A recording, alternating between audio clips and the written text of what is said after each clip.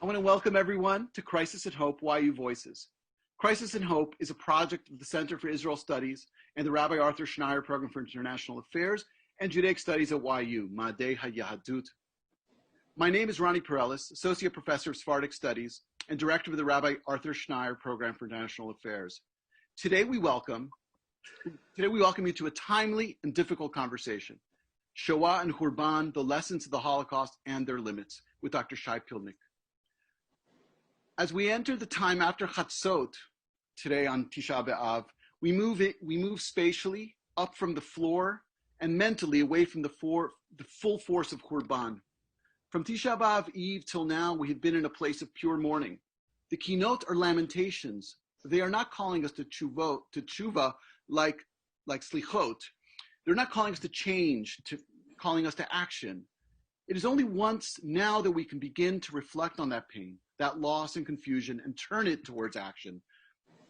We begin focusing at night on Eicha, how.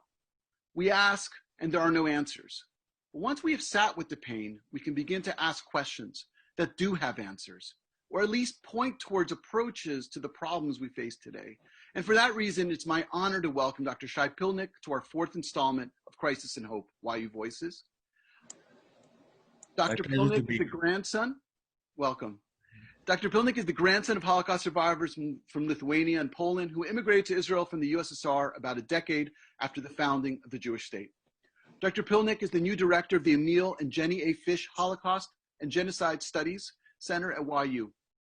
Prior to landing this position, he was the executive director of the Nathan and Esther Peltz Holocaust Education Resource Center in Milwaukee between 2014 and 2020.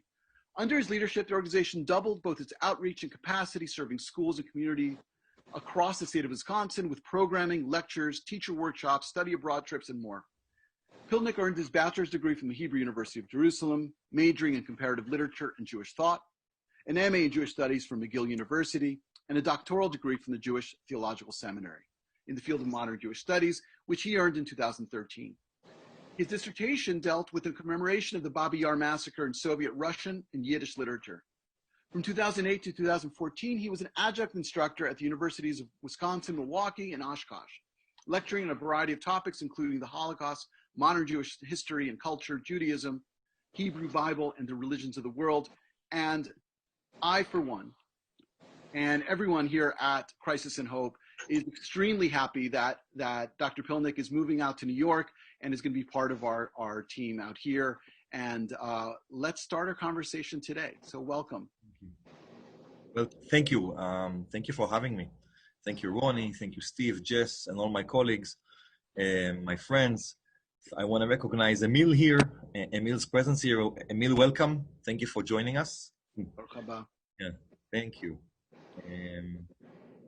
So I'll start with a question, and this is, a big question. It's a general question, and I think you can then get it to a more concrete, more particular place, which is, what is the relevance of the Holocaust today, and how is that relevance different when we're in the North American context as opposed to the European context or Israel, and then even to go out more globally? What about in places that don't have a direct connection, right? I mean, Europe is the scene of the crime. Israel, I don't have to say anything why it's relevant. And America, first and foremost, because of the large amount of Jews living in the United States, Canada, and in Latin America, it has its relevance. But again, the question of relevance, this is something that happened in the past. How is it relevant today? So I will start with a simple answer and then elaborate and give you a more complicated answer. And I hope that I will not contradict myself between the short and the long answer. The short answer is that the Holocaust, as its memory and the way both historians and the public came to understand it after the war, the Holocaust is always both irrelevant and relevant for almost every single geographical or cultural context. That's the simple answer. What do I mean when I say that it's always irrelevant and always relevant? The Holocaust, and we will talk later about the formation of the term Holocaust, the Holocaust came to be known after the war as an event that in a way transcends history, stands outside the chronicles of human history, which is, by the way, something puzzling for historians. Historians always study the past, and the most basic premise a historian should have is that any past event should belong to history, and any past event, any historical event, can become a part of historiography once it's written. The Holocaust has puzzled not only scholars, but also, I would say, the common men and women, because of the degree of evil that it represented.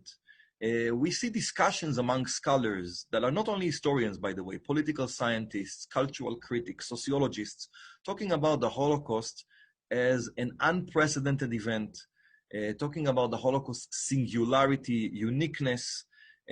Interestingly, these conversations do not happen when we analyze other major events. I just read actually in an article that there's never a discussion of the atomic bombs dropped above Hiroshima or Nagasaki as unprecedented moments in history. But the Holocaust is always regarded as an event that, when I talk to students about it, I described it as describing the undescribable, imagining the unimaginable. In other words, we relate to the Holocaust through the use of oxymorons, things that contradict, things containing internal contradictions. Why is that? I would come up with two simple answers. One is the intention to comprehensively kill an entire group of people. As we know, genocide as a term, the way it was coined and the way it was defined by the United States Genocide Convention after the war, describes genocide in much broader terms. Genocide can be the killing of a certain segment of a group of people. Genocide can also mean a cultural persecution. The Holocaust is the intention that was actually fairly well carried out to kill every single Jew on earth. You mentioned me being a grandson of survivors, which is always on my mind. We are privileged, and I say it, I can't emphasize it enough, to be here in the presence of Emil Fish, who is a Holocaust survivor. Emil Fish was impacted by the Holocaust, like my grandparents, beyond the boundaries of Germany. So we're not talking here about a country that oppressed a minority within its realms, but a country that went to conquer, I would say, essentially the entire world. If Hitler managed to come to Uruguay, the first thing he would try to do is to kill all the Jews. So first of all, we have this sense of a group of people who decided that being a Jew is a sin, being a Jew is punishable by death, and that should apply to an infant who is 2 days old and to a man in his 80s or 90s. Everyone, men, women, children, and the elderly. The second sense, I think, of why the Holocaust is so unimaginable, an event that has puzzled people for so long, is because of the industrial murder process, which I think truly defies the imagination. I remember, and this is, by the way, something I came upon as a scholar when I watched the documentary film Shoah by Claude Lanzmann. My grandparents never ended up in a large concentration camp that had a death facility. They never experienced it themselves. They were, for the most part, fleeing or in smaller labor camps. But I remember when I was watching the movie Shoah, I realized that here's a discussion of a community of people from a small town, let's say the town of Częstochowa.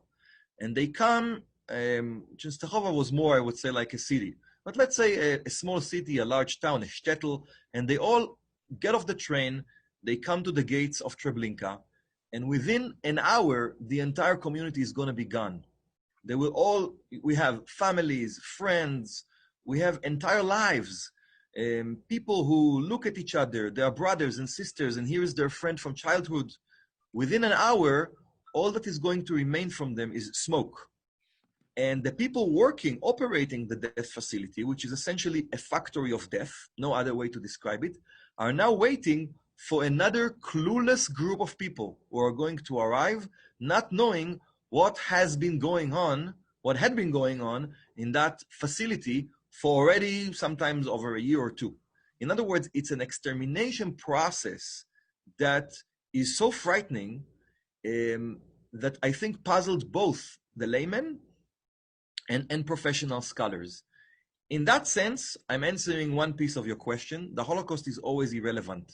It's irrelevant, and I, as the director of the Fish Center, sees my mission as a professional and also as a grandson of survivors to remind humanity the extent to which the Holocaust is irrelevant, in the sense that the Holocaust marks a completely different degree of evil, dehumanization, that we should be very careful when we compare with more recent events and current events.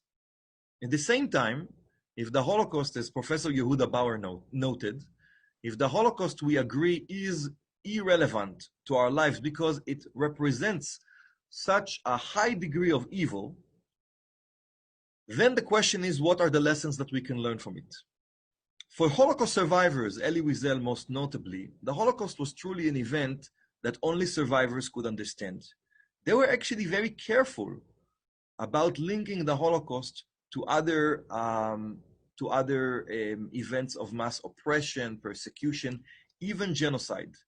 I had long conversations with a Holocaust survivor who survived Bergen-Belsen, still alive, she's living in North Carolina, who was very troubled by the campaign of Never Again associated with refugees coming to America through our southern border. It bothered her so much that the Holocaust is linked to that particular current event. And I think what bothered her is that she expressed a fear that I would agree with, of how every single incident of injustice could, over time, dilute the meaning of the Holocaust. In other words, that we will be thinking, future generations would be thinking that being in a concentration camp, in a Nazi concentration camp, would be similar to being detained in a border detention camp. I am not saying that the current events should not prompt us to action when we are in the face of injustice. We should not respond. But here is the conundrum, the paradox, the great paradox of Holocaust education. I just described it to you, actually. I thought it will come later. That on the one hand, the Holocaust is constantly linked to what's happening in the present moment. In Germany, there was always, you asked me about Germany, about Israel, about the United States. In Israel, I remember serving in the military. I remember growing up in Israel and the Israeli elementary and middle school and high school education. The Holocaust is always on your mind. We're here to defend the country. In a way, the Holocaust, and this was also something that my own grandparents shared with me, we immigrated to Israel. The Holocaust is not over. We were persecuted in Europe, and now we are persecuted by enemy nations that surround us. In America, what I've witnessed is how the Holocaust is always linked to universal values, to issues of social justice. In Germany, as you know, any political science class, any history about German civics or history, any lesson on that topic in both middle school and high school, I believe even earlier, goes back to the legacy of the Third Reich. So on the one hand, the Holocaust has become an event that would be linked to recent history and current events. At the same time, the event, we cannot forget, represents evil of a completely different degree. So I have a few follow-ups on that. And also I want to just say, everyone on the call, you can send your questions to the chat, and the co-host will be able to see the questions, and we will get them to Dr. Pilnik. So feel free throughout the talk to send your questions in. We will have time for direct questions later, but even as the talk is happening, if you send them in and it's on the particular point, I'm happy to send them over. You just laid out a lot, and I want to just a few questions. One question is the thing which separates the Holocaust from any other mass violent, attack on a group of people, the Armenian Genocide or the Rwanda or other events like that, is it only a question of magnitude and technology? Like the Germans were just really efficient, and they just had this very big, kind of a bigger scope, geographic scope. Can you maybe talk a little bit about that, about what really separates? Because it's a little hard. It's a little hard, I mean, I'm Jewish, so I have a bias, right? And I grew up on Holocaust education, so I have a certain bias. But it's hard to see that, and maybe that's what you're saying, the distinction between America and other places, how it functions here. And I'm probably I'm definitely a product of that American way of thinking about Holocaust in a more universal way. Like, to kind of get into that just a little bit more, what is it that makes it on its own category? And I'll leave it at that. So this is the $64 million question. Is there a connection between the how and the what? Is there a connection between how the Nazis murdered the Jews and what they were trying to achieve? Is there a connection between the methods that they used and the intent? I actually would say that there is a connection, and it's my own personal view. I believe that the Nazis came up with a method that could most, I would say, dissociate the Jews from living human beings. In other words, Nazi ideology before the extermination process, Nazi ideology likens Jews to rats, likens them to mice, to vermin. The Nazis spent a decade persuading German society that a Jew is not a human being. It was an indispensable part of their strategy. And when they come to kill them, even though they had some technical logistical concerns for why they invented the death camp, initially they start by starvation, by mass shooting, but I do believe that they come to this distilled idea. And by the way, I have to say, a brilliant idea, an awful idea, the most awful idea, but at the same time, a brilliant idea. I mean, this is really a product of engineers, a product of modern men living in the most modern society. I think that they come up with the invention of the death facility, the death camp, the gas chamber, because they want to make a point that a Jew is not a human being, is completely effaced. He's not even an enemy. And that's why when we talk about the Armenian Genocide and we compare them, we have to remember the difference in English between comparing and equating. The comparison is valid. We're actually offering a new center at YU, a Center for Holocaust and Genocide Studies.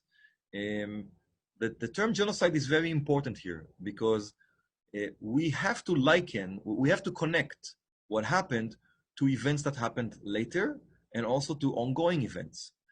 At the same time, when we compare, we realize to what degree the Holocaust stands, as I said before, as an event that is almost completely outside history. I'm going back to the Armenian Genocide. In the Armenian Genocide, you still had a Turkish government that had some political considerations. There was a territorial war. There was a territorial conflict. We see, by the way, a very similar conflict playing itself out in the Middle East. Two ethnic groups that are trying to inhabit the same land. We see, by the way, the same kind of conflict somewhat differently with Rwanda. But even with Rwanda, you could say that for the Hutus, the invasion of the Tutsis from the north, from Uganda, did pose a threat, or at least they perceive it as a threat for Hutu dominance. What is distinguished about the Holocaust, so I mentioned genocide, the comprehensive genocide, I talked about the death facility. Here's another point for why the Holocaust is so unique. The Holocaust is an attempt to exterminate an enemy, which is a completely imaginary enemy. In other words, it's the only genocide in history premised on an illusion. Who was the enemy for Adolf Hitler and for the Nazis? And by the way, I've already been Americanized. I use the term Nazis. In Israel, we use the term Germans. Terminology, by the way, plays a great role here. Today, it's more common to use the term the German Nazis. But of course, when I say the Nazis, I do not want to make it sound like this was a group of people detached from the rest of German society. Even though they had opponents, you could see in all the Nazi rallies, the footage of the Nazi rallies, the extent to which they had mass support. So what you see is a war against an enemy, which is a part of German society. Who was the first enemy for Hitler? These were Germans, German Jews who fought in World War I, who paid taxes. And as you know, many German Jews saw themselves, they did not call themselves German Jews, but rather Germans of the Mosaic faith. In other words, you know, today some people talk about American Jews. Some people I hear sometimes say Jewish Americans, or even sometimes they turn Jewish into an adverb. We are Jewishly engaged. German Jews were, to some degree, many of them were Jewishly engaged in the sense that they very lightly, many of them regarded themselves as Jews. Let's not forget that some of the German Jews who were victimized by the Nazis were actually regarded themselves as Protestants or Catholics. They have already converted. But Hitler sees them as an enemy. They have a contaminated blood. For him, in his eyes, they represent an Asian horde, an alien entity that came to invade the country and to destroy it from within. So this is the only, here's another example for how the Holocaust is so different as genocide that is completely based on the hallucination of one man and a movement that he generated.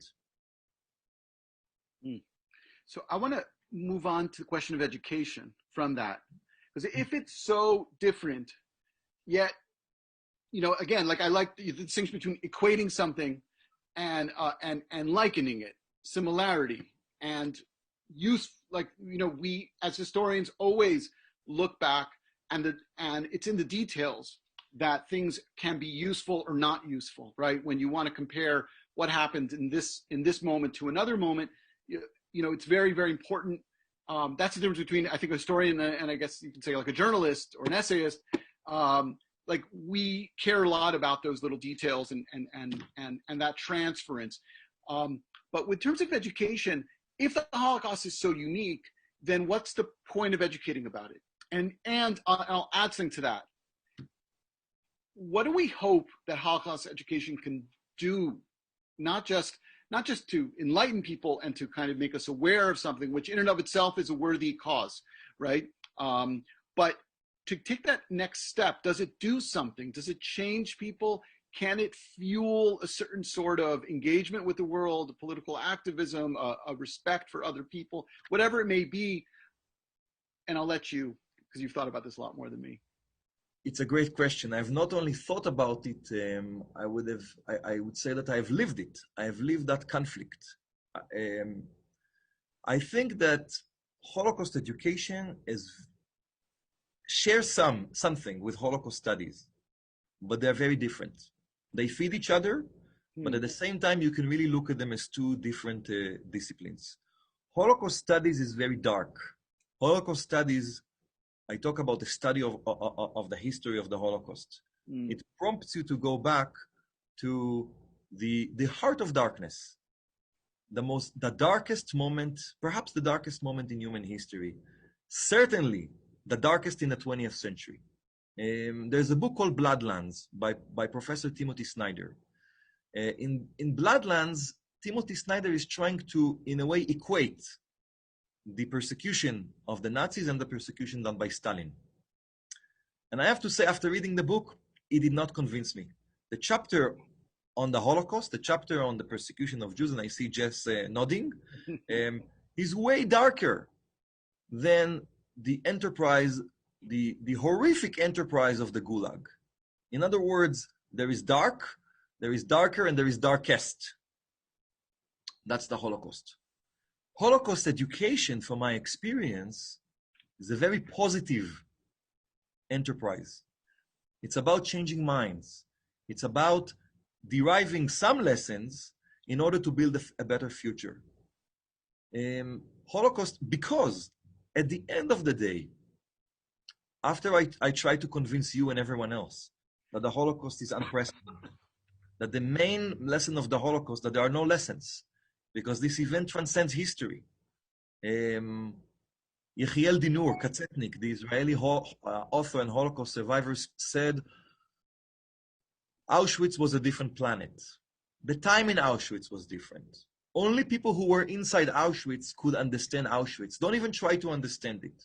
So after I said that, I'm going to make the 180 degrees inverse claim that the very core of Holocaust education is that after we engage in learning about the Holocaust, it can make us better people. That at the end, if we learn about dehumanization, it's meant to humanize us. And that is the raison d'etre. That is the main reason why Holocaust education exists, especially in America, but I would also say around the world. Why would a school work with a Holocaust Education Center? Why would a school send busloads of students to the Holocaust Museum, to the Museum of Jewish Heritage in New York City, or the Holocaust Museum in Houston? It's because of the belief that that is time well spent, and that students need to learn math and science, and for the most part, they are being transmitted information, then they're being tested. But Holocaust education is different. And to squarely answer your question, I've spoken in my life, in my career, to numerous young men and women who said that what they remember from school, when it comes to civics, to education, is the visit of a Holocaust survivor. We've had in Milwaukee, I'll bring Milwaukee as an example that I was familiar with. We had college students who decided to do a major in European history, in Jewish history. They were asked why. You know, you are a Lutheran, you come from a Lutheran family, from a small town, a farming community. Why? And they would say, well, about 6 years ago, 8 years ago, there was a Holocaust survivor who came to our class and spoke to us. I would say that whether we like it or not, and in a way, by the way, there's reasons to like it and reasons not to like it. When you come to human beings that you do not know, and you share with them your story, the story of your people, your family, being, you know, at its lowest point. When I talk about my grandmother as a 17-year-old girl and how she became a slave, it's not exactly something to brag about. And people listen to you, and you know that you taught them something about racism, you taught them something about dehumanization, you taught them something about hate, and I will tell you, if I can hit the nail on the head, for why Holocaust education has this transformative quality. It's because the Holocaust ends in Auschwitz, but it doesn't begin there. It actually begins with words. And the Holocaust really embodies the perfect example of how hate can form as an idea, as a book, I'm referring to Mein Kampf, and turn into a well-executed political program about 2 decades later. I had a conversation with an Iranian, a non-Jewish Muslim Iranian author who wrote a book about his own persecution, Maziar Bahari. He wrote a book about his own persecution by the Iranian regime. What was the title of the book? First, and then they came to me, quoting Pastor Martin Niemöller, who talked about the fact that, you know, first he was indifferent to the persecution because the Nazis did not target him, but rather other groups. In other words, the Holocaust, and here I have to say, whether we like it as Jews, whether we like it or not, whether we find it beneficial or not, has become after the war some sort of, for a lack of a better term, gold standard for evil. And people all over the world would look at it and would be both horrified and at the same time inspired. I had a conversation recently with Michael Berenbaum, who is the founding director of the museum in the Holocaust Memorial Museum in Washington, D.C. And he shared with me, and I thought it's an interesting insight, that perhaps the Holocaust today forms for the rest of the world a similar example that the stories in the Hebrew Bible formed written by the Israelites, written by us, by the Jews, what they meant for the rest of the world. That, during the time, let's say, of the Spring of Nations, there were a lot of nations around Europe, the Serbs, the Lithuanians, the Estonians, the Croatians, who came to look at their own liberation from the yoke of their oppressors, looking at the imagery of the story of the Exodus, the story of Moses leading the Hebrew slaves. Mm-hmm. In a similar fashion today, when people look at incidents of immense cruelty and dehumanization, their key point of reference would be the Holocaust. In a way, what I presented to you is a conundrum, is a paradox, and it's the job of Holocaust centers. This actually now touches on one of the main reasons why I wanted to come to YU and to be a founding director of a center for Holocaust and Genocide Studies at Yeshiva University. This, in a way, is the balance. It's the fine line that we have to walk. The raison d'être, the main reason for why Holocaust education exists, is because the Holocaust can help us to understand the present. But at the same time, if we don't insist that the Holocaust is different, unique, unprecedented, standing outside history, as I said before, my theory is that over time, schools, school districts, superintendents, they might find different incidents of cruelty that could be the great substance of a moral lesson, rather than going back to the Holocaust. And so the fine line is exactly how I opened our talk. The need to emphasize how relevant and irrelevant it is at every single moment. I'm sure we're going to have more questions about that fine line, because it's something that has to be, I think, investigated and talked about, and it's very provocative and very helpful, I think. I want to go to one other area, and then we'll open up to more questions from the audience, and that connects us to today, to Tisha B'Av, and we were very keen here of wanting to have something on this day of reflection about the past. And when we think about today's a day for Zechira, it's not and memory. It's not a day for history, although history can be useful. It's a kind of an active form of thinking about the past, and that's so much of what we're talking about. So I guess one of the questions about the uniqueness of the Holocaust, is it unique for Jews? In the sense, is it the most recent and most devastating act along a long line of Hurban and Galut, right? Of a long line of destruction stemming from destruction of the temples to the diaspora and to the persecutions in the diaspora? Is it, in other words, is it just one more, but the worst, right? The biggest and the worst, or is it in a continuum? And so, I'll leave you to think about that. And again, I think it may be useful to think about it again, the difference between Israel and the diaspora, how is Tisha B'Av and the mourning surrounding it, to what extent it incorporates the Shoah, and what extent it doesn't, different because you're living in the land of Israel, where number one, there is the ruins of the Mikdash, right, are there in Jerusalem, and you're living in a very different geopolitical reality, which makes the Galut a very different sort of thing. So, how do you see that connection?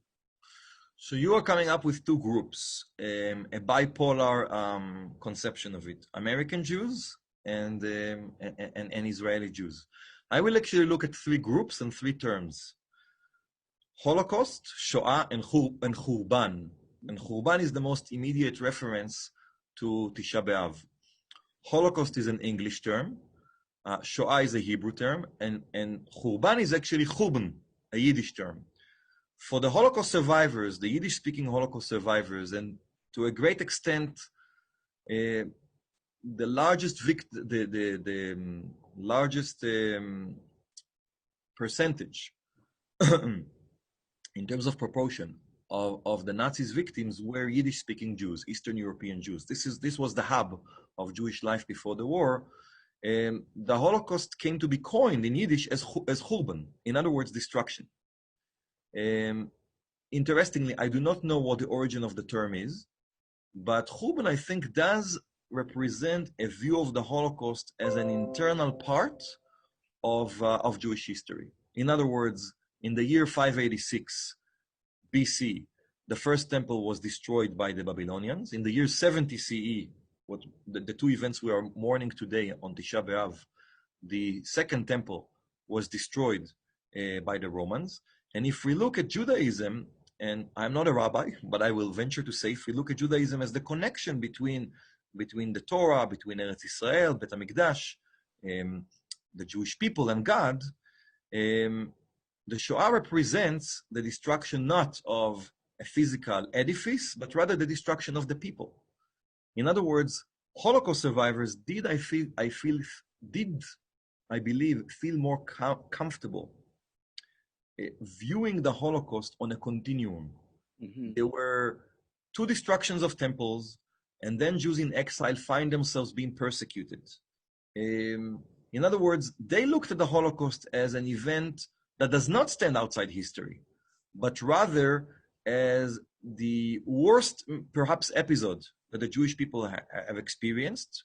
But essentially, expulsions took place before. In a way, we go back to your point that for them, the Holocaust was just a matter, perhaps, of a different degree of murder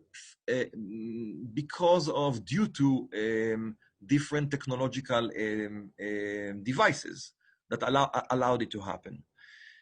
The term Shoah is a different term. That's not Hurban.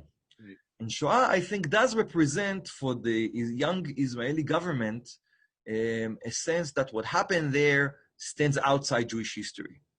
And also, the state of Israel, in a way, stands as the culmination of 2,000 years of Jewish existence in exile. Shoah in Hebrew, by the way, comes from the Hebrew Bible. And in the Hebrew Bible, it denotes a natural disaster, a disaster by a storm. And I say this only by way of showing to what extent these terms never really grasp what the Holocaust was. This was not a natural disaster, after all. This was not a storm. This was, if it was a disaster, it was man-made rather than natural. For the young state of Israel, I would say it was very hard to fit the Holocaust into the Shoah, into the Israeli public memory and also curriculum. How did I, even in the mid-80s, how did I learn about the Shoah? Shoah v'gvura, Shoah and heroism. Shoah always had to be linked to heroism. We have 6 million Jews, but we also have the 750 Warsaw Ghetto Uprising fighters. To some degree, for the founders of Israel, the Shoah did come with a sense of mourning, but also a sense of embarrassment. They truly did not know what to do with that piece of history. If any, we talked about lessons of the Holocaust and their limits. Lessons of the Holocaust are always dependent on a geographical and cultural context. In Israel, the main lesson was the Shoah should teach us enough with Goles, enough with the Galut, enough with exile, enough also with the mentality of living in exile. We should have a new Jew who is ready to defend himself. And in a way, the only way to connect to the Shoah was through the experience of the Warsaw Ghetto fighters and the fighting and uprisings that took place in other ghettos. Of course, we understand today, and by the way, Israeli society that's no longer young, but is today more mature, understands that you can't compare the destruction and the loss of Jewish civilization that existed in Europe for over 1,000 years. We can't compare it with the very few incidents of armed resistance. And we also understand today that resistance should be understood much broadly, not only as fighting by bearing arms. Resistance is the resistance of the ultra-Orthodox communities and resistance of Jews in Theresienstadt who were playing classical music and staging plays, theater plays, as a way of defying the Nazi attempt to dehumanize the Jews. So we have Hurban and we have Shoah and we have Holocaust. Holocaust is an American term. I think that it's a term that was accepted by the majority of American Jews. So Ronnie, that's a reference to your comparison between American Jews and Israeli Jews. Holocaust comes from the word holocaustos, which comes from the Hebrew Bible, referring to a sacrifice burnt on the altar. Of course, the Holocaust was not a sacrifice to any god. Jews were not burned on any altar. And as we know, many of the victims of the Nazis did not even refer to themselves as Jews.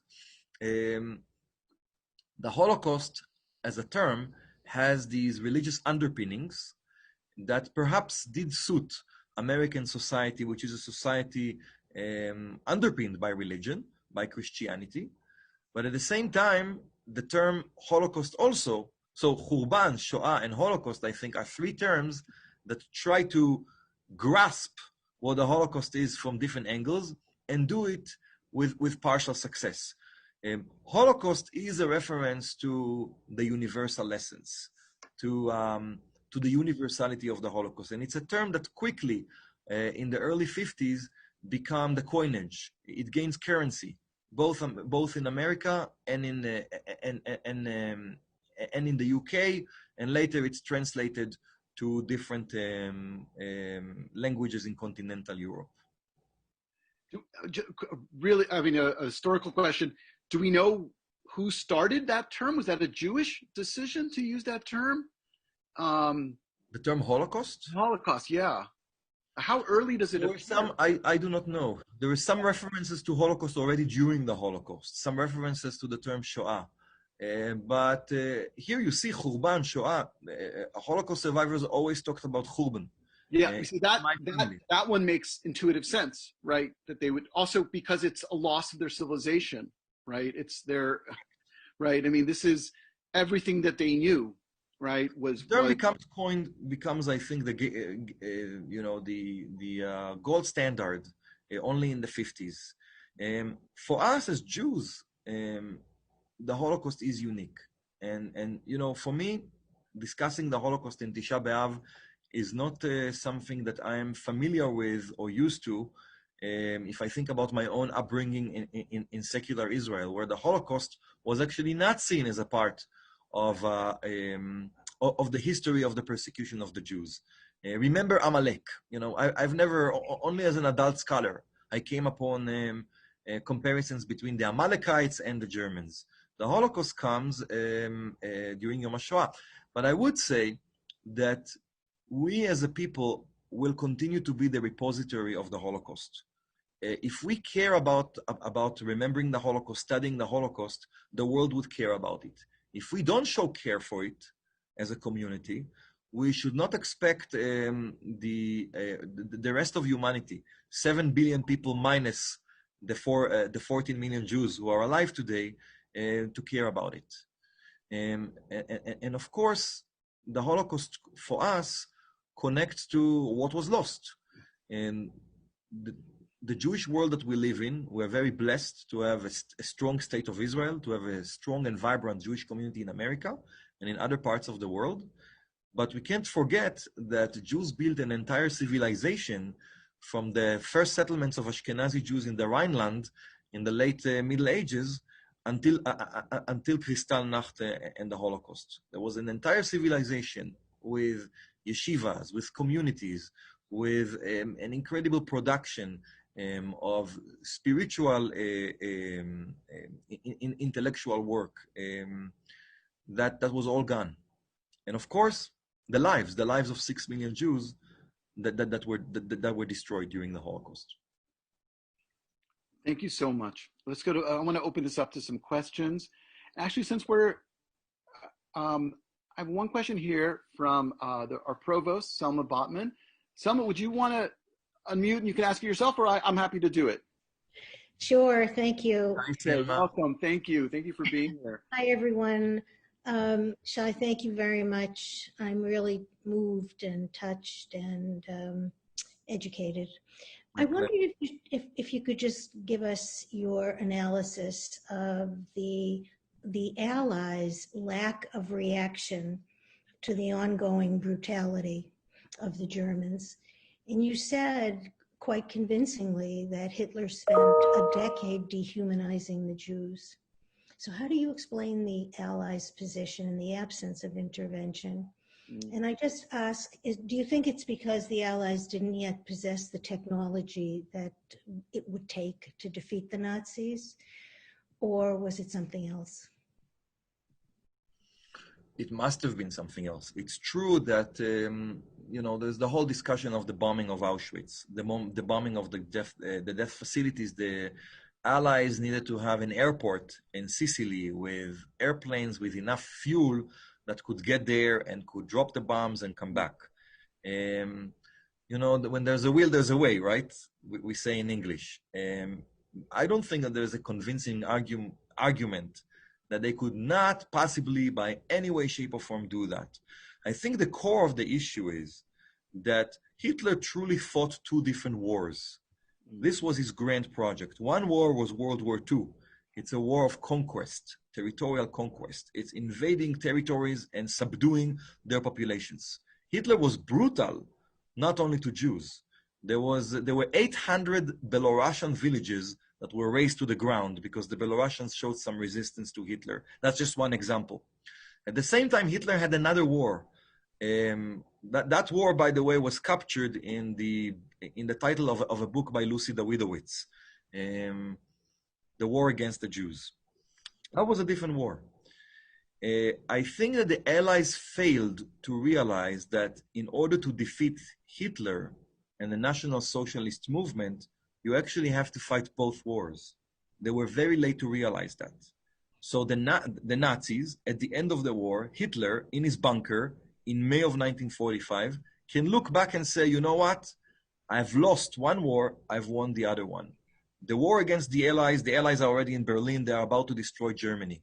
Hitler, by the way, was a racial purist. At some point, he says to himself, you know what? I'm giving up on the German people.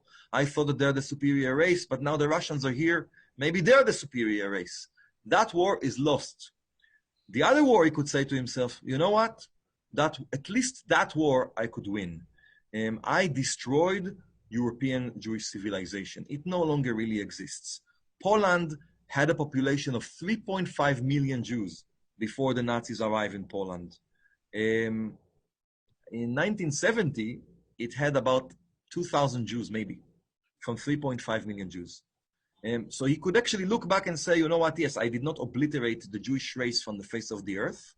I actually do believe in the fact that by working towards Jewish education, Jewish continuity, we in a way continue to spite the Nazis.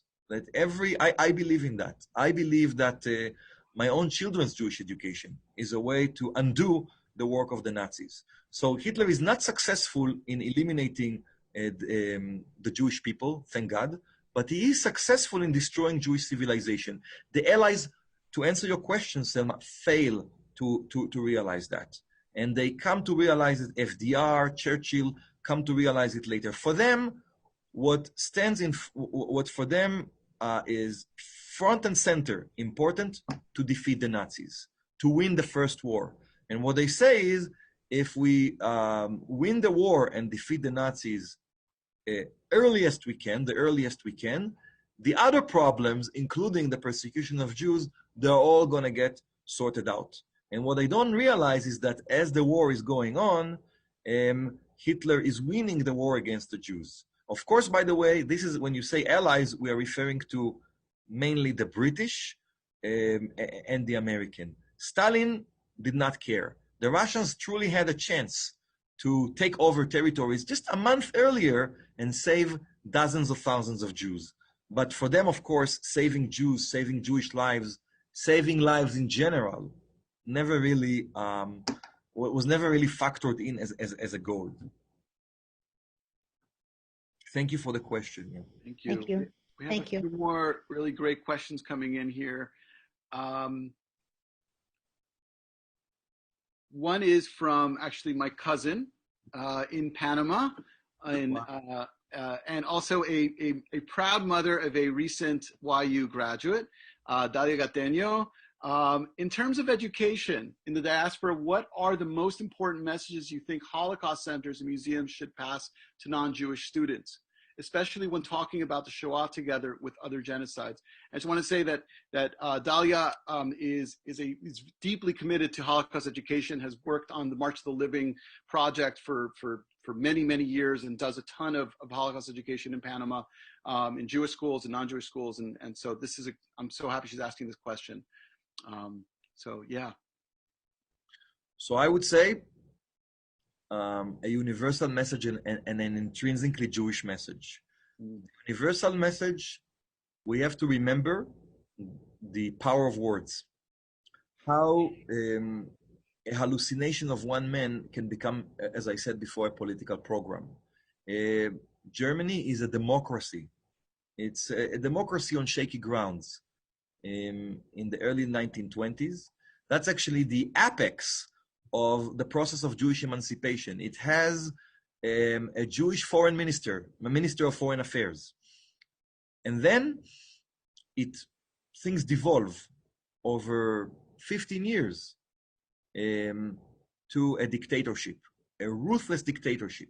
So we can look at the universal message teaches us not only about dehumanization, we can also learn about the rise of fascism, the breakdown of democracy, the breakdown of liberal values, minority rights, respect to the rule of law. These lessons the Holocaust can teach us and should teach us and should be brought up at schools. In my work with students always love to learn about propaganda, about Nazi propaganda.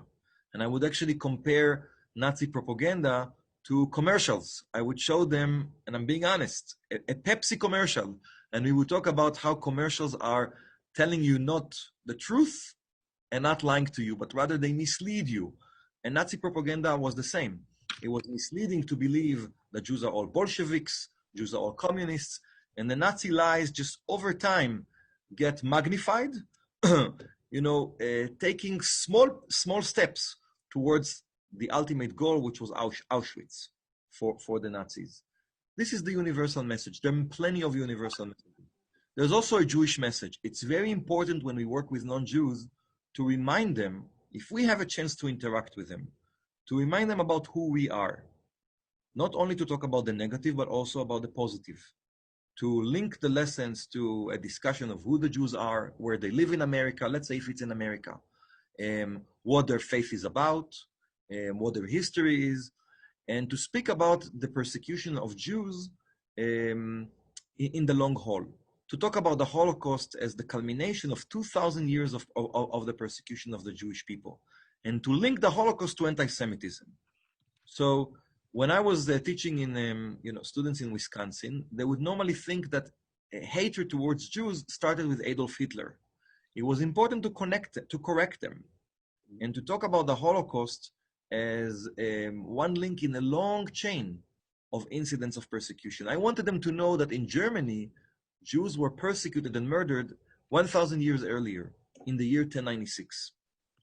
We in America are a minority. We're a minority, we are a religious minority, a cultural minority, an ethnic minority. And I think that the Holocaust and the story of our persecution is a part of our story.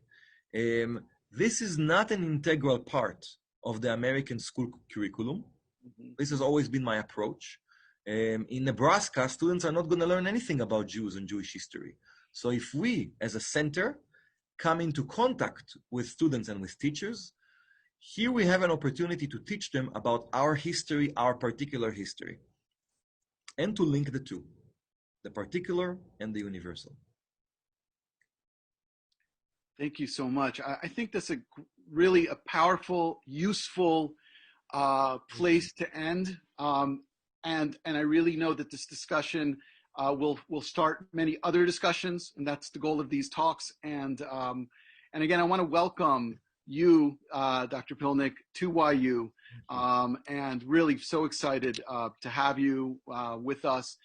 And I just want to remind everyone that in 2 weeks, we have a really exciting talk, which will be we'll be hosting Professor Larry Martin of Coppin State University in conversation with Professor Joshua Carlip, discussing Professor Martin's new memoir, The Personal Journey of an African American Man from the Cotton Fields to the Halls of Academia.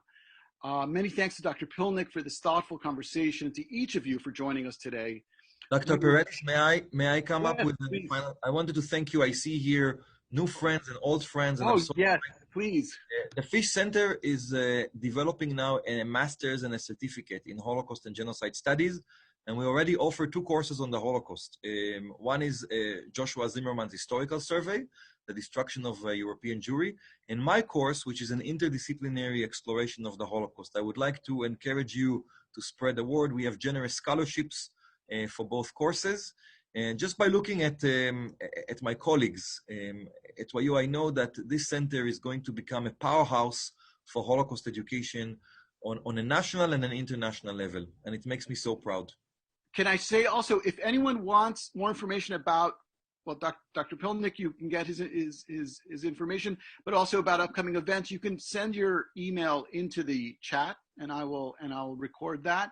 Wonderful. And yeah, and we'll be sending out more information. Also, this talk is recorded, and we will have it up on our website within a week, I believe. Just some minor editing, and the whole collection at this point is up there, and you can hear everything that's been up there. And it's good. I see some people sending in their emails.